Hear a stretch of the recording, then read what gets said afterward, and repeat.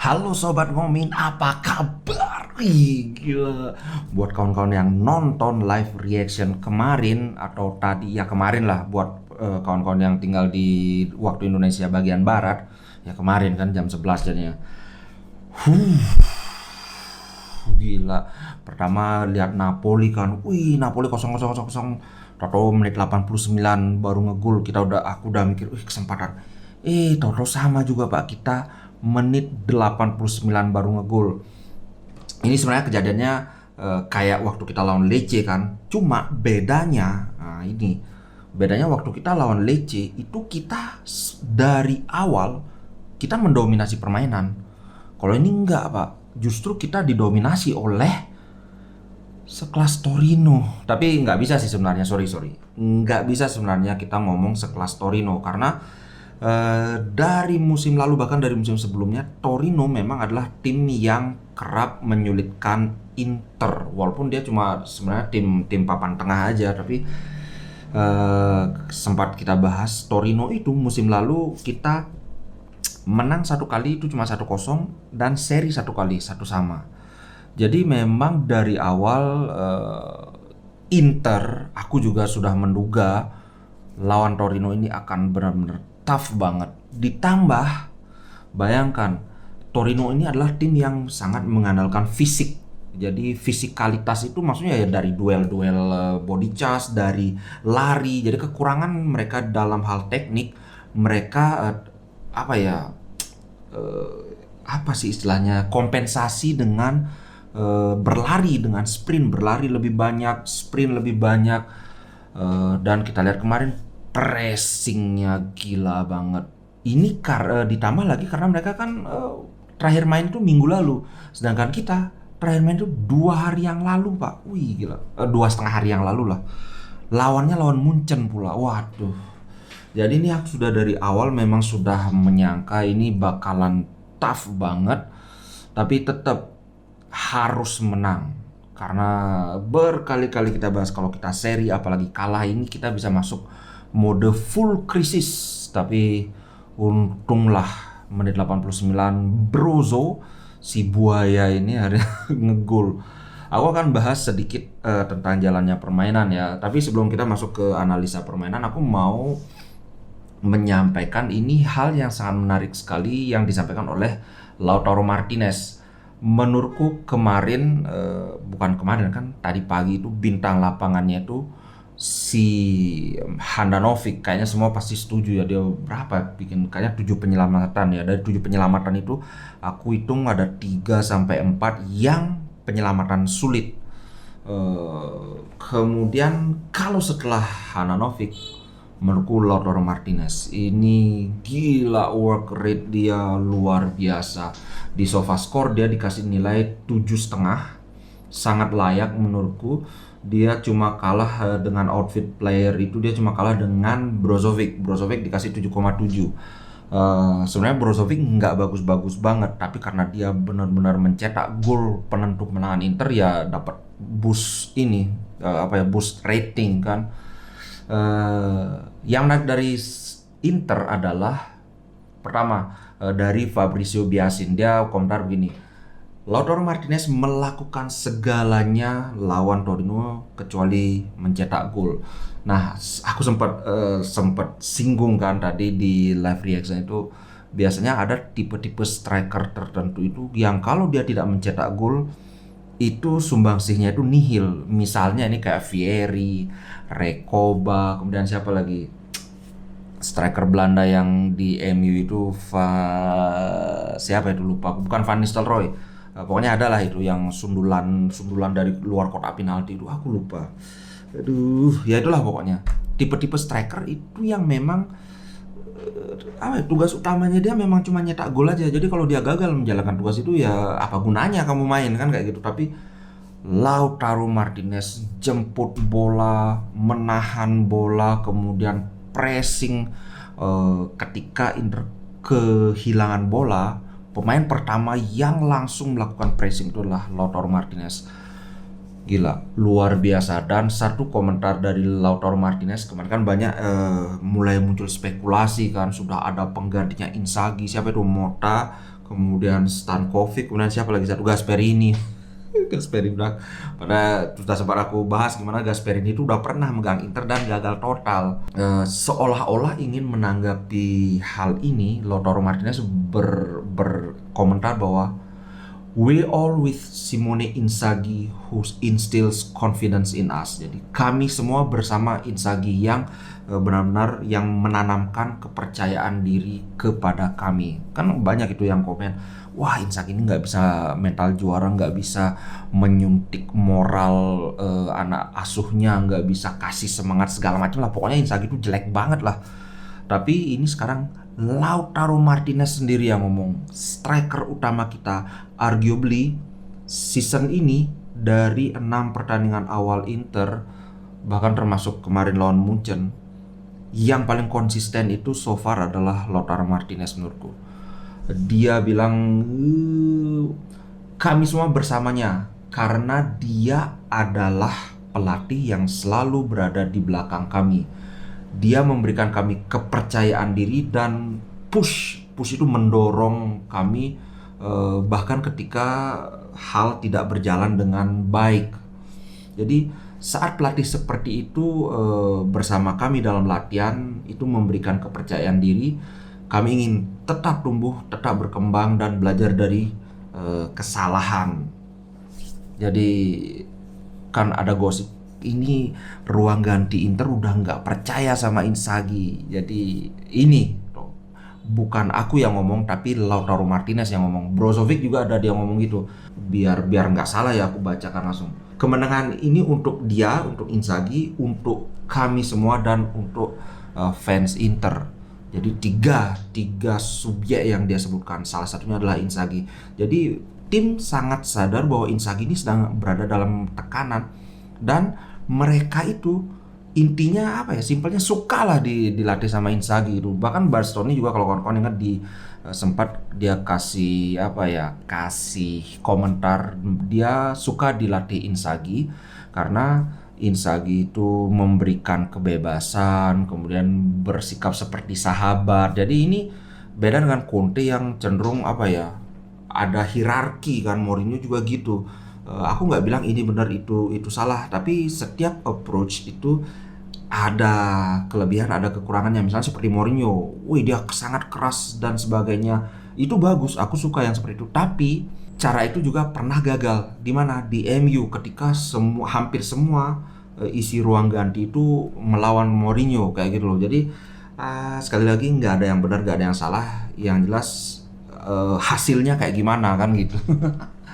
Oke, sekarang kita bahas jalannya pertandingan kemarin. Kita seperti biasa main dengan 3-5-2. Cuma hal yang menarik yang kemarin tadi aku sempat bahas juga. Ketika kita build up serangan, ternyata sering sekali formasi kita itu berubah. Kalau musim lalu itu berubahnya dari 3-5-2 sering jadi 3-4-1-2. Tapi kemarin itu yang aku lihat adalah 2-5-1-2,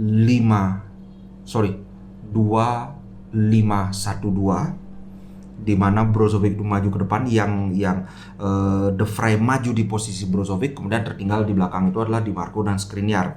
Kadang-kadang Di Marco juga yang maju, kemudian De Vrij mundur agak ke kiri kan.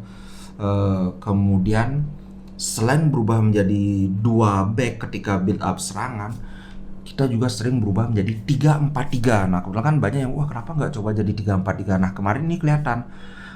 Kenapa aku bisa sadar kita jadi 3-4-3? Karena sering kelihatan Barella itu melebar sampai ke posisi sayap. Padahal aslinya dia kan Metsala itu adalah posisi di antara tengah dan sayap.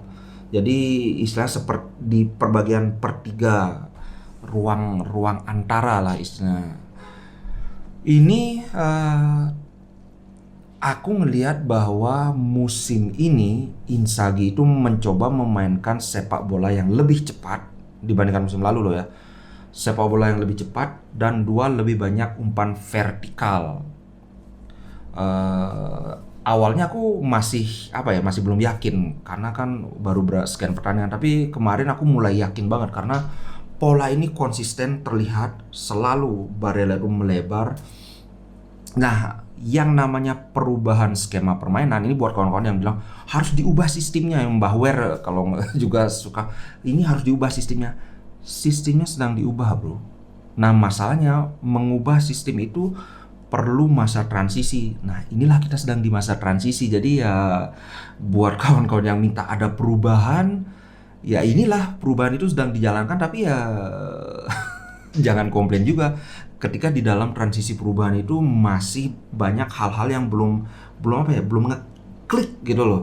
Ngerti kan maksudnya? Kalau musim lalu kan kita sudah sangat nyaman bermain dengan 352, build up mulai dari bawah pelan-pelan ke depan. Itu kita sudah nyaman. Sekarang kita mencoba mengubah, memainkan sepak bola yang lebih cepat, lebih banyak umpan vertikal ke depan. Ya ini belum sempurna menurutku. Dan terus terang, kalau aku nggak terlalu keberatan dengan 3-4-3-nya, dimana Dumfries itu kalau kita nyerang dari kanan, Dumfries akan maju ke depan, Barella ke sayap. Begitu juga kalau kita ke kiri, maka Hakan akan melebar ke posisi sayap, Darmian maju lagi. Itu aku tidak keberatan. Tapi yang aku kurang suka adalah kecenderungan Brozo untuk naik terlalu cepat. Karena biasanya kalau musim-musim lalu yang dilakukan Brozo itu adalah selalu menjaga kedalaman, selalu berusaha mengontrol permainan dari posisi regista, ya namanya regista kan, dari posisi gelandang bertahan itu. Contohnya yang aku sebut-sebut juga beberapa kali, ketika dia melepaskan umpan pendek, maka selalu Brozovic itu langsung maju sprint ke depan. Musim lalu yang dilakukan Brozovic adalah ketika dia lepas umpan pendek, dia adalah yang pertama dilakukan melepaskan diri dari marking dia, entah ke kiri entah ke kanan, bahkan mungkin mundur, selalu menyediakan opsi buat teammate dia mengembalikan bola ke Brozo atau memberi bola ke kawan yang lain. Tapi kemarin itu mungkin 70% setelah dia kasih umpan pendek, dia langsung push maju.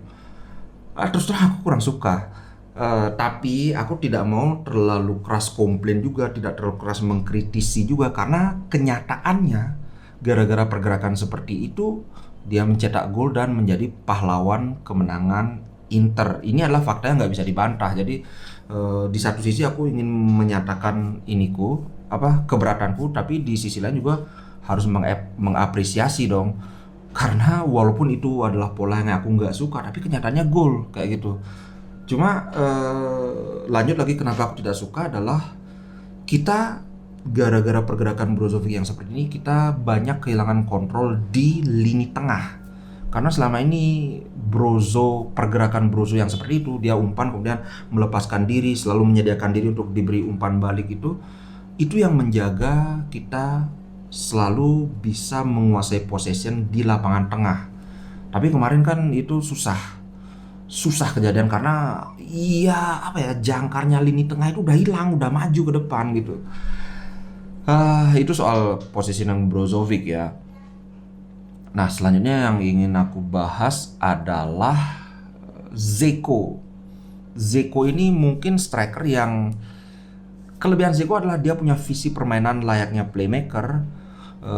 Dia punya ide-ide cerdas, tapi kemarin itu kelihatan fisik dia sudah tidak bisa mengikuti kemauan dia. Setuju kayaknya ya. Aduh, kelihatan banget kayak 1 atau 2 detik lebih lambat tiba di sana, reaksi dia lebih lambat. Makanya aku setuju Dzeko itu akan sangat bagus ketika dia tampil sebagai cadangan, ketika dia tampil di menit ke-70, di mana musuh-musuhnya itu juga fisiknya udah turun, stamina udah drop, dia masih segar. Ini alasan yang sama juga aku setuju kenapa Di Marco juga cocoknya jadi super sub. Terbukti kemarin dia lawan jadi starter, ya gitulah, so-so. Karena fisik dia nggak begitu bagus. Fisik itu dalam arti stamina Di Marco nggak begitu bagus. Ketika dia duel dengan musuh yang sama-sama lagi segar bugar, tidak kelihatan keunggulan dia itu di sana. Sama kayak Belanova kan. Kemarin banyak yang Belanova main langsung bagus banget sekarang. Ya kan dia musuhnya udah pada capek. Jadi inilah kita mesti nggak bisa cuma melihat satu aspek saja dari sebuah permainan. Tapi tetap jangan ketika aku bilang iya kan musuhnya udah capek seolah-olah aku merendahkan Belanova. Enggak, aku yakin Belanova ini punya talenta yang oke. Cuma untuk saat ini belum selevel dengan Dumfries. Dumfries kemarin aku akui dia mainnya jelek. Aku akui bukan dibilang lawyernya Dumfries. No. Kemarin memang di bawah standar. Yang perlu dipahami adalah Dumfries terus-terusan bermain. Jadi secara fisik dia udah kelihatan banget, udah kelelahan. Jadi pergantian dia dengan Belanova aku rasa itu sangat tepat. Sebenarnya Dumfries bukan diganti Belanova, diganti ini. Siapa sih? Diganti Bastoni kan. Nantinya baru kan si Darmian yang ke kanan, habis itu baru Belanova masuk. Jadi itu soal Belanova. Kemudian Mkhitaryan juga kita lihat kemarin Mkhitaryan masuk sebagai cadangan, dia mainnya bagus. Tapi kemarin lawan Bayern dia main sebagai starter, di babak pertama dia jelek. Itulah aku pemain seperti Dzeko, Miki, Di Marco ini cocoknya jadi cadangan. Dan ini adalah tipe pemain yang bisa mengubah permainan dari bangku cadangan itu loh, tapi bukan material starter. Itu analisa pertandingan kemarin. Semoga bisa melengkapi sebagai bumbu kemenangan kita yang walaupun kayak di ujung jarum sekali, at least kita menang. Untuk sementara krisis bisa dihindari, jadi ya kita happy. 3 hari lagi kita main. 3 hari lagi apa 2 hari? Kayak 3 hari lagi kita main lawan Victoria Pleasant. Aku nggak tahu gimana caranya Pleasant baca itu. Ini mau tidak mau akan ada rotasi lagi, dan kabarnya aku baca Onana akan main lagi. Oh ya, tentang Handanovic. Banyak yang protes, waduh kenapa Handanovic main? Aku juga lumayan kurang suka sebenarnya Handanovic main, tapi aku nggak sekeras itu protesnya. Cuma kemarin terbukti, ternyata ketika Onana dimainkan, dia menunjukkan kelas dia, kualitas dia, ternyata itu mampu memacu atau memotivasi Handanovic untuk juga tampil bagus karena dia sadar posisi dia tidak aman. Begitu juga dengan Barella. Barella sebenarnya kemarin kurang bagus mainnya. Kalau kalian lihat di SofaScore, dari 3 center midfielder kita, Barella yang paling kecil nilainya. Jadi Calhanoglu dapat 7,5, Brozovic 7,7, Nicolo Barella 7,0. Ini gara-gara dia kasih assist saja. Coba kalau dia nggak assist kemarin itu paling 6 dapat nilai Barella. Tapi ya seperti aku bilang di grup, Barella tampil di bawah standar, tapi Barella adalah Barella. Dia adalah tipe pemain yang punya end pass yang mematikan, yang bisa mengubah arah pertandingan. Dan tadi dini hari itu terbukti. Oke, itu saja untuk konten kali ini. Terima kasih buat kawan-kawan yang tadi pagi nonton, banyak yang nyawer juga. Aku seneng banget. Ya namanya YouTuber makre, ada yang nyawer ya seneng dong. Gila, sudah menang, dapat saweran, yang nonton juga banyak sampai berapa? Sampai 2000-an. Terima kasih banyak kawan-kawan. Sampai jumpa di konten ngomin berikutnya. Ciao.